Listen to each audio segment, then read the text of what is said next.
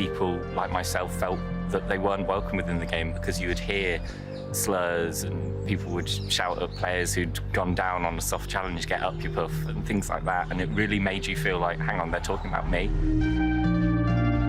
You go to an environment that's dominated by men and you might not necessarily feel like you fit. How much are you really enjoying it when you can't really be your authentic self?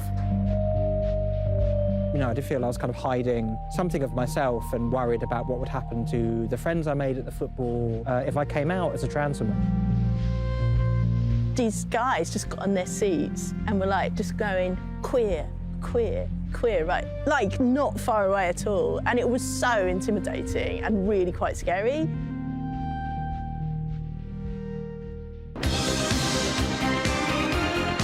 I think the main point to start on is Justin Fashanu.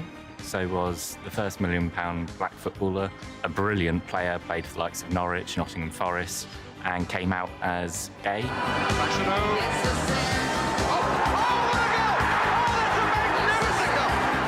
So many ways he was excluded as a foster kid, as a black kid in a predominantly white county, and then, you know, recognising he was gay.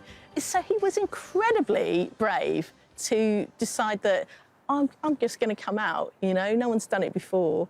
And I think he thought he could deal with it.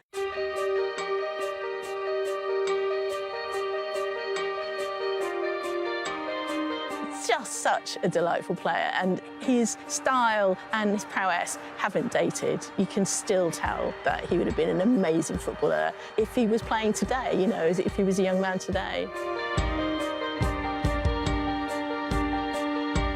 We want to go and enjoy the game as much as anyone else. We don't want to have to be thinking, why are they shouting that, or am I safe? I was increasingly aware that I was compartmentalising my life. I would challenge homophobia in any other arena, you know, at work, in the street. But when I came to football, I just soak it up. So why was that? Why am I articulate in other environments but not football?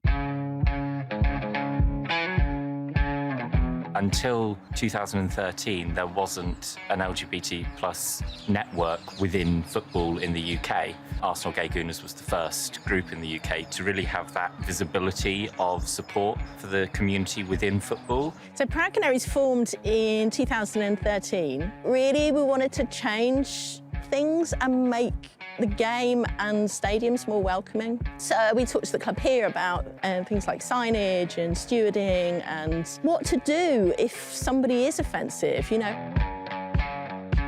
As a member, you don't really need to sign up or anything, it's just a group of friends, really. It's nice to have another set of friends, to be honest. Obviously, most of the people involved come from an LGBT background, and you understand more about what someone else has been through if you've been through it, trying to understand who you are and what you are and things like that. So being part of this group has literally changed my life.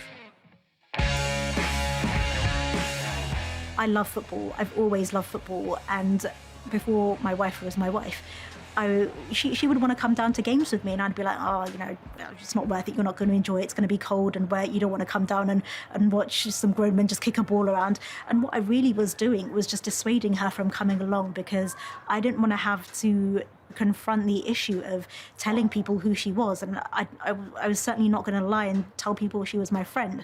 So the easy thing for me to do was just to tell her not to come at all. But being part of Proud Valiants, I suddenly, you know, I sort of felt galvanised, and I just felt, why shouldn't she come to football with me? I was never sure if I would ever be able to get to a point of watching football with my wife, and you know, there we were, you know, cheering my club on, and it was amazing. Visibility is absolutely crucial, because visibility gives you confidence. Because I think it's probably the experience of nearly every oppressed group that people feel alone. And it's really weird to think in a stadium like this of 26,000 people, whatever, that you might feel alone. But I think people do feel alone. Well, it gave all of us a sense of kind of security. It meant that we knew that whatever happened, there was now always going to be a group of LGBT fans at Norwich. So having that kind of visibility is really the first step towards making the space kind of safer and nicer for people, And, you know, I think ultimately it makes for a nicer experience at a game, you know, to sort of know there are, like, diverse groups of people who are welcome.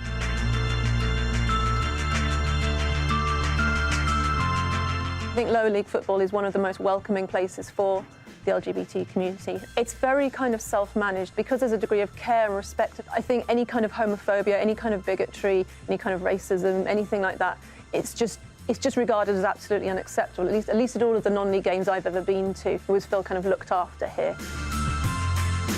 Seeing so many clubs taking on women's teams as well, the women's football world is very welcoming to LGBTQ people, partly because I think women do feel a lot more comfortable, evidently, coming out in that world than men do.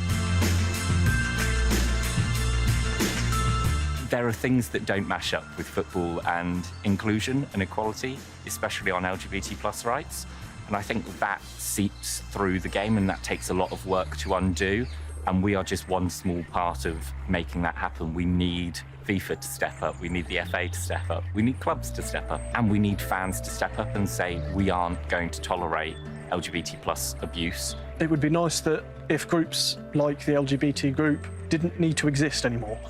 Everybody should be a member of it. It should just be Norwich City Football Club, and nobody cares who's what or anything at all.